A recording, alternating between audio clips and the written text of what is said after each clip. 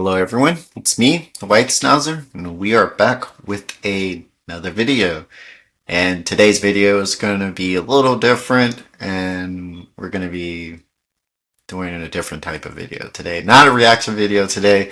I already watched the video, and we're just going to be talking over it. We'll show you the part, right? In particularly, this is Yellowflash. Link his channel below, and we'll kind of go through it, right? And I'll give you my thoughts and my opinions after, taking time and kind of rewatching it repeatedly and giving my thoughts on it. And I'm going off the top of my head here.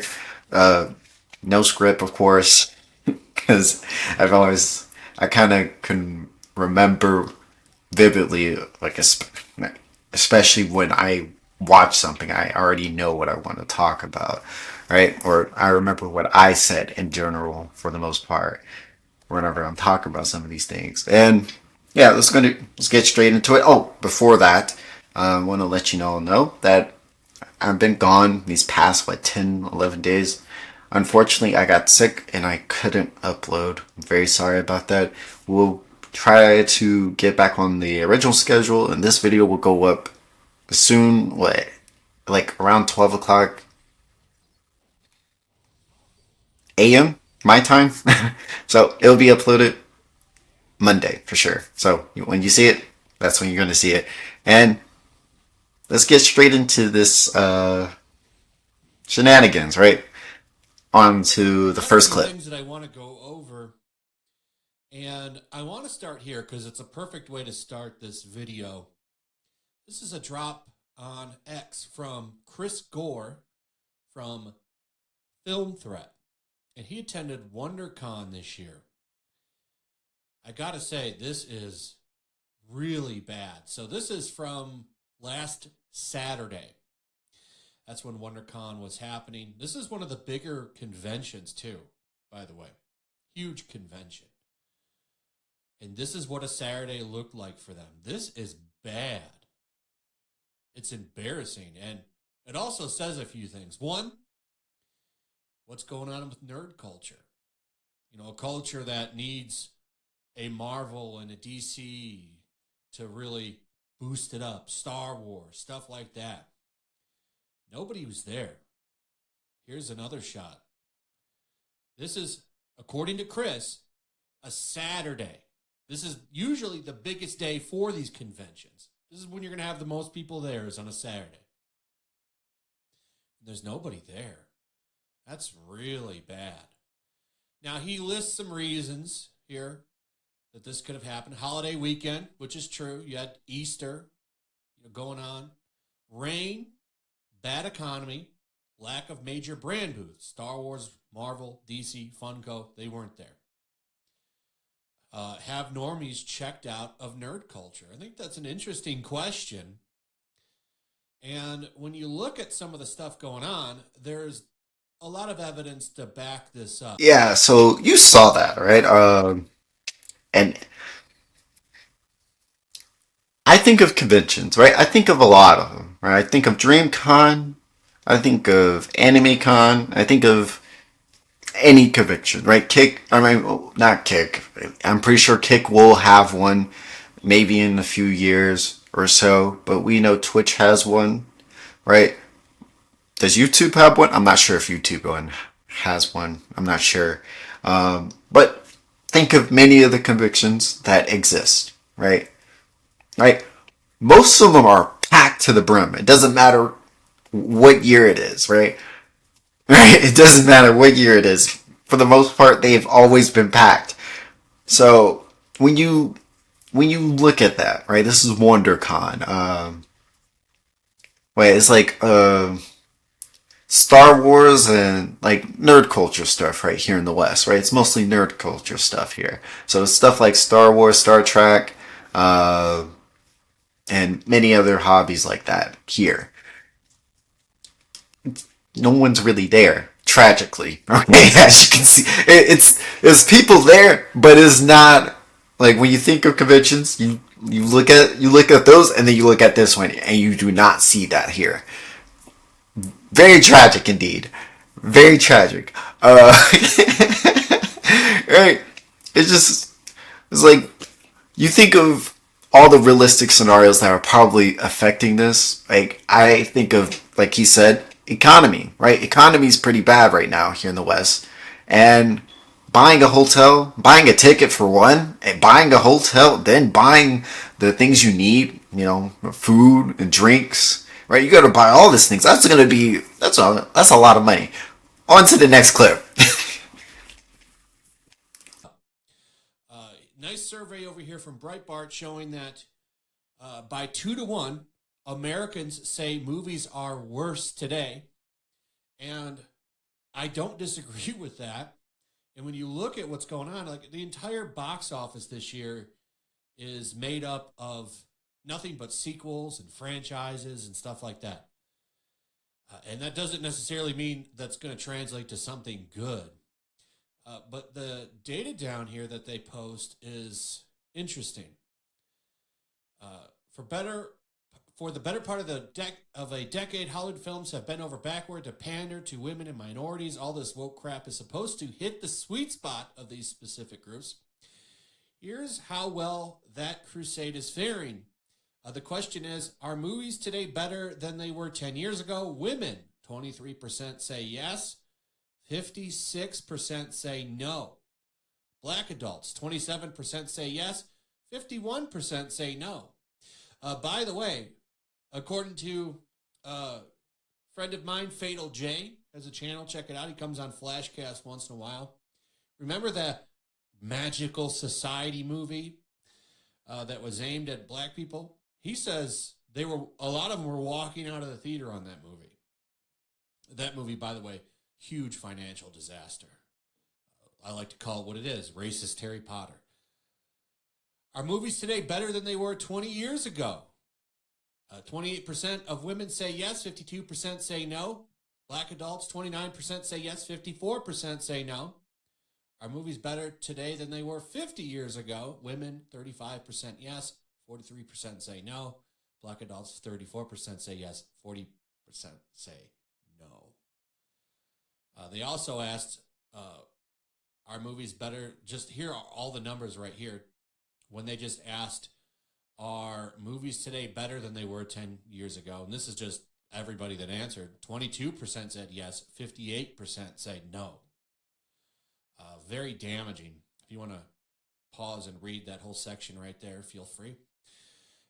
So, yeah, movies, as you can see, overwhelmingly back then were way more loved compared to now, right? And more people don't like the changes. As you can see, right? You can go back through it, check it yourself, and that's crazy, right? Not shocked, but it's crazy actually seeing statistics for it. And it makes you think. Right? Comment down below one of your favorite movies back then, right? Early 2000s that you enjoyed, that you love. And, well, one of my favorite movies, I can name multiple of them. Troy, right? Love Troy. That movie with Brad Pitt, that's an amazing movie. Ahead of its time, too. Uh, One of my favorite movies that my dad used to love watching. He loves watching, right? He'll always rewatch it all the time because since my dad was in the military, so he would watch these type of movies all the time.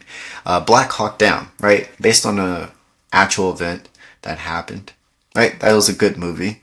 Um, Lord of the Rings. My dad and my grandfather really loves this movie. Right? And quite naturally, as a kid, I would watch them, right? And they would watch this movie, and I watched all of them myself because I ended up loving the series, right? And when they went to Hobbit, right, even more of a W, right? Older movies are just good, okay? Right? The older movies are just good. The early 2000 movies are just amazing, right? The stories are there, and that's the key thing. You think of today's movies, you think of Marvel, you think of DC, you think of even that horrible movie that he mentioned that I won't name because it's that bad. Right? These movies are bad. But let's go on to the next topic. Yeah. And there's also this. Why are younger generations embracing the retro game revival? Very interesting read talking about how a lot of people that didn't even grow up with retro games, and I'm talking, PS2, PS1, 64, NES, SNES, all these things are getting a big revival right now. And I think that there's a lot of reasons for that. The nostalgia for a couple of generations that grew up with this stuff. And I think that a lot of the way that gaming has turned now, like single player games don't get a lot of focus. Most most games that come out lately from a lot of these big companies, a lot of them are focused on live service or something like that. And you go back to the retro games, there's a certain charm to them, right? They have some charm. And I think a lot of those limitations that those kinds of games had brought a lot of greatness out from creators who made some fantastic games that still stand the test of time. So yeah, this one's the real kicker. I've seen multiple people covering this, and I think for the last video for Clownfish, I think he went over this very briefly in the very end, and it's baffling. Like it's like you've drove the younger generation, Gen Z, to the edge to the point where they're like, yeah, forget these games. Forget these games they are making now. I don't care two shits about the graphics. I don't care how good the game looks. Right? Your story is bad. And I'm just gonna go play some older games, right? I'm just gonna go play some older games on the Game Boy or on the Xbox 360, on the PlayStation 2, which PlayStation 2 and PlayStation 3 has the best single player driven games, right? They still do it, but arguably we can all agree here, they're not as good as they used to be. Right? If you compare the ones that they make now, the only one that we can probably agree on that was actually really good story with the gameplay was Ghost of Tsushima, which won Game Player's Choice of the Year. Let me say that because that is right. It won's Player's Choice, right? The players chose this one to win, so they were like, okay, we gave the players and the people this one, but the critics, we think Last of Us 2 is the best game, right? Even though arguably that story was mid, mid as hell. It wasn't great. It wasn't good either because you didn't even get the things that you desired. but, but nor here nor there. Okay. Alright, I guess in a bit he's gonna finish the rest of his talking the video. So let's just go on to the next one. Hmm. Also, you know, I don't want to discount it because they never talk about it in this article. Let's talk about woke gaming. A lot of the woke bullshit going on today. None of that existed in older games. So I think there are some people just looking to the past for a good time and they're finding it. But there's a lot going on. I didn't even know about a lot of this stuff. Like, for example, on TikTok, hashtag retro gaming videos have amassed over 6 billion views. On YouTube, uploads have increased 1,000-fold. Spotify users are creating 50% more retro gaming themed playlists than they were at this time last year. And live streamers are cashing in on the repetitive catchphrases and mechanical movements of NPCs. So why in this age of hyper-realistic graphics and ever-expanding technological possibility are younger generations captivated by an era of technological limitation? And like I said, I think a lot of that has to do with the charm that a lot of those games have. And a lot of people may be looking for single-player experiences. In the SNES and PlayStation 1 generations, you have hundreds of great RPG stories waiting to get experienced by people for the first time ever. And I'm seeing a lot more of this pop up. There's a story here of the the writer of this article seen a guy on a bus pop out a Game Boy Advance and playing an old game, and it's an interesting shift. And I wonder, you see a lot of companies cashing in on this. You see a lot of them releasing like compilations. A really good example, I think one of the best times I had with a game last year was the Ninja Turtle collection that had all those old Ninja Turtle games on it, all those old beat 'em ups. Had the arcade version, the console versions, the Game Boy stuff. Like everything was on there. You're seeing a lot more of those come out, and you're also seeing a lot of indie developers embrace these classic looks. Some of the better games I've played from indie developers are 2D sprite-based games with these retro looks. Square's been capitalizing on that, releasing some great 2D RPGs again. I like this stuff. But, at the end of the day, if you go back to the past here, you can enjoy this stuff and not have to worry about any kind of weird bullshit in them. And I'm seeing more stuff. Like, here's another article on this. Retro gaming is the only thing I enjoy about video games now. This is 1 week ago. So, it's interesting stuff going on. And, I wonder how many more people are going to start looking to the past. It's the same with Hollywood, right? Look at all these, really, you could spend the rest of your life watching movies that predate the 2000s. Anyway, that's pretty much it. Let me know what you guys think about all of this. I'd like to hear from you in the comments. Also, if you would, please like. It all comes back to the games being woke.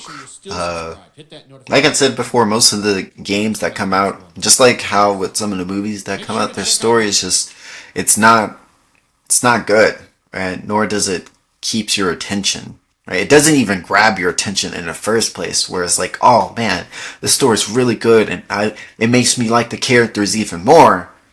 Like, you probably like the characters because the characters are actually good, or they're cool, but the story itself, like, without the story, then it kind of doesn't give any meanings for you to really truly like these characters, because the story itself is not good. And that's pretty much all people are looking for, is a good story. Right? And good characters with the story. And if your story is not good, but your characters are good, it's like, well, you could have had something nice here. You could have had something good, but you kind of messed up the story, which then leads people to not wanting to watch or play your video games. Which, yeah, that's very tragic indeed, isn't it? Yeah, that's pretty much it here. Right? Love the video, right? Love the video, and yeah, we had a lot to say. We had a lot to say about this one, and I love watching his videos. Like I said before in the very beginning, uh, we like watching all the people who kind of cover, like Clownfish, Yellowflash, right? Fratanga, love watching Fratanga cover this too. Alex, and a few other people. Sometimes I see some other smaller channels cover these as well, right? Like myself, I'm pretty small as well, and I might start covering them a little bit more because it's something actually serious to talk about, because we're all gamers here, right? We just want to consume good games. Now the good games are not even coming from the West anymore. They're coming from other locations, and now the Western studios are kind of worried. They're like, wait, where's all our players going? Why are they going to play Korean games? Or why are they going to play Japanese games now? Well, I wonder why. We're going to end it off right there. Hope you liked the video. Let me know how you think of this style of video. This style of the video. Do you prefer me just doing a flat out reaction and you get my reaction with the video, or do you kind of want me to, give it a little bit more time, kind of watch the video repeatedly, and then construct my argument or my thoughts? Yeah, either or, right? Tell me which one you prefer. And let me know what game you play, or on whatever old console that you have. One of my favorite games that I played on my Nintendo 64, Bad Fur Day, let me know if you know what that game is. All right. Goodbye, everyone. Stay good, stay safe, everyone. Later, have a good afternoon, good evening, good night.